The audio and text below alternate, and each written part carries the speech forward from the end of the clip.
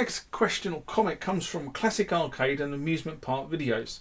And it's in response to, I think this is another Death of the Kronos video.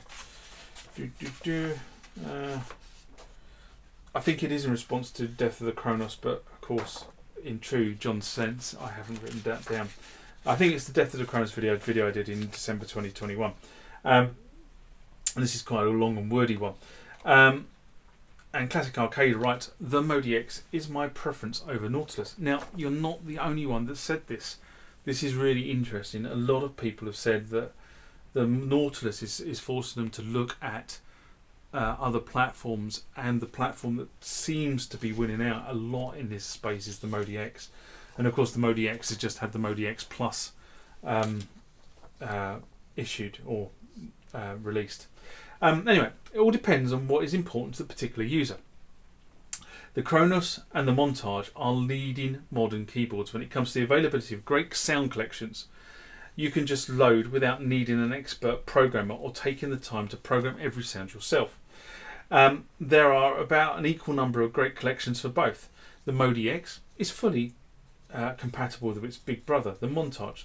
The Nautilus at first wasn't at all compatible with the Kronos collections, although Korg has made an import utility. Compatibility is, though, hit and miss in my view, and a lot of the sound collections are still incompatible. Very interesting that. Next up, we have the weight differences. As a strictly gigging musician, weight is important. I can concur with that because I can remember moving stuff around when I was out in the field. The MODX is less than half the weight of the Montage. My preference is a 61 key version. The Nautilus 61 shaved off a mere £2 over the Kronos.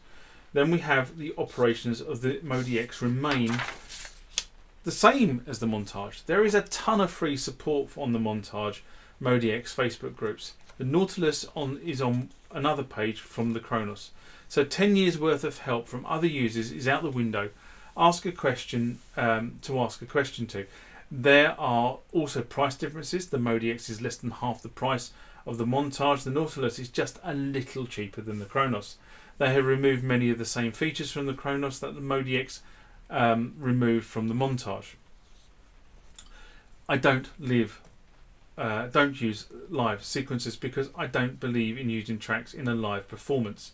But if I wanted them, I agree with Yamaha that a computer or an iPad would be a much better option than the built-in sequencer. I kind of disagree, but that's a different. I think it's a what is your requirement? What are you using it for? Sample is not needed on the keyboard in this day and age because that is better done with a computer. And all that really matters is you can't import samples from a computer. And all that really matters is you can import samples from the computer. I use Sample Robot on my MODX to sample my Korg, and it automatically sampled every note on the keyboard multiple times. Quick and simple. For price difference and for weight difference, I recommend a combination of the MODX plus a computer or an iPad. While the Kronos and the Montage are two of the most powerful synths on the market, both still greatly lacking when it comes to specific vintage synth engines I need for my band. VST synths or iPad synths are more than make up for the difference of the Kronos 9 engines, many of which aren't the ones I wanted in the first place.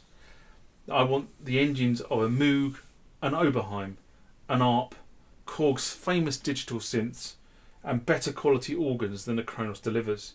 Using soft synths, the MODX, I have the most powerful, most affordable, lightweight setup around. I understand the Nautilus is costing a little more because it has better quality keypad than the MODX, but still missing aftertouch, which is even more important to me. And it has extra memory, but all in all, I prefer the MODX. The MODX keyboard has not affected my playing, and all that matters to me, and that is all that matters to me. Which feels better is irrelevant. I really have no complaints with the keyboard. Anyway, I do have other keyboards with premium keyboards. No big deal to me. The Nautilus needs a huge price reduction. Again, I agree with you on that. If Korg had any interest in competing with the MODX, but clearly they aren't interested. No, they're not, and that's been the problem with the Nautilus all the way along. Is it's unclear what market it's actually going for. It's not going for the MODX market, and it doesn't really have the Phantom and montage market either.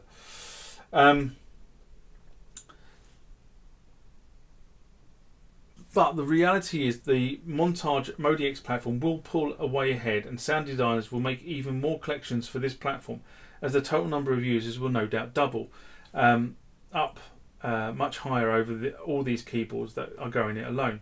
The MODX is the best value in the market has ever seen in a synthesizer keyboard. Many believe Nautilus will be short-lived, and was offered as the Kronos was about to be discontinued, and hold people over until Korg's new flagship comes out, whatever that may be. I like the longevity in my synths and tend to think that MODX will be around a lot longer, but of course time will tell.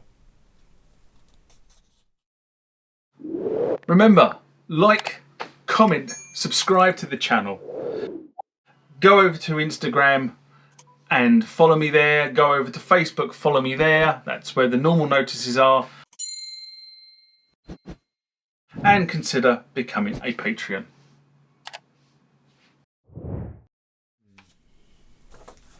Now, there were many valid points in that commentary. And a number of other commentators have raised similar arguments for the MODX over the Nautilus. Portability is definitely one of the key selling points of the MODX, and it's also one of the key things for giggy musicians, especially those that have to lug their own equipment around. I guess if you've got a couple of big burly roadies moving your keyboards around, then you can have some of these heavyweight keyboards, because at the end of the day you aren't moving them. But believe you me, moving some of these things around by yourself is not a fun task. There was a video I did titled Dear Korg, where one of the features that a number of people asked for is new engines, that allows, especially new engines that allow legacy instruments to be installed on the platform. Korg, I think, are really playing catch up in this whole area. Phantom has got this functionality, I think, nailed, with the whole sort of Zen core and releasing sort of legendary synthesizers as engines that can go onto this platform.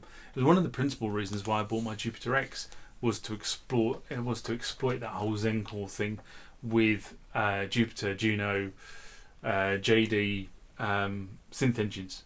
So I agree that for a keyboard player you really want longevity in your main synth and workstations, and that is such an important thing that I think many of the manufacturers have forgotten about in recent years. The montage has had a decent amount of longevity. It's only time will tell whether the Phantom is going to be kept around for a period of time, although I have to be honest and say, with the introduction of the Phantom O, they're kind of going after this montage MODX market, I think, now. And you also want to know that you can get patch libraries, and more importantly, parts for the keyboard when things go wrong. I bought the Kronos several years after the keyboard was introduced, so I am denard, because I first looked at the Kronos when it was the Kronos, and then I thought again about when it was Kronos X, and I didn't buy mine until it became Kronos 2. But I've had mine for 7 years now, and it's only and obviously it's gone end of life. And I hope the next keyboard, when they introduce it, will get the same lifespan. The question is, how many years will it take to justify for me buying it? What Tortog, it's going to be really embarrassing if I said the wrong thing. Sorry. What Classic Arcade said, he came back and said, I just checked out your video, Dear Korg, and I agree with your comments. I don't think Korg has made the Nautilus because it's what people wanted. I think they've built it as a temporary transitional keyboard they can manufacture cheaper than the Kronos, and hope people that wanted a Kronos will buy it.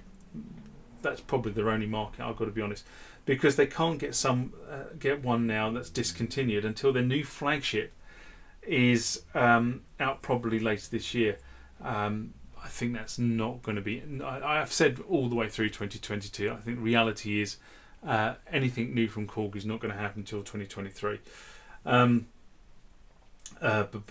Korg has done this kind of thing in the past with these kind of products. They're often short-lived and not too well supported with sound collections. They've made some great products over the years, and maybe their flagship that replaces the Kronos will be great, but I don't get the impression it is Nautilus. That the savings, it just isn't enough over Kronos. The weight reduction is too little and too many features stripped out, with compatibility compromise and the basic operations being different than Kronos. I think they've struck out with this product. We'll see if I'm right in the future. My understanding is Nautilus has not sold particularly well. So that kind of bears out your comments. In your other video you mentioned, you also made some good points about the smaller screen size and how the Jupiter X screen is worth it. It absolutely is. That makes my preference for their software all the more better a choice. A lot more engines are offered for VSTs, like the D50 engine. Well, you know, basically there was good feedback on the Dear Korg video. I think the wider community has come around to the fact that Nautilus feels like a stepping stone. And we're all waiting for snippets. Unlike other manufacturers, Korg tends to remain fairly tight-lipped about product to market. There was an indication Nautilus was coming because the dealers were informed of a launch date of a new machine, but what the dealers weren't informed of was what this machine was, and they weren't informed. They weren't given an awful lot of notice from Korg.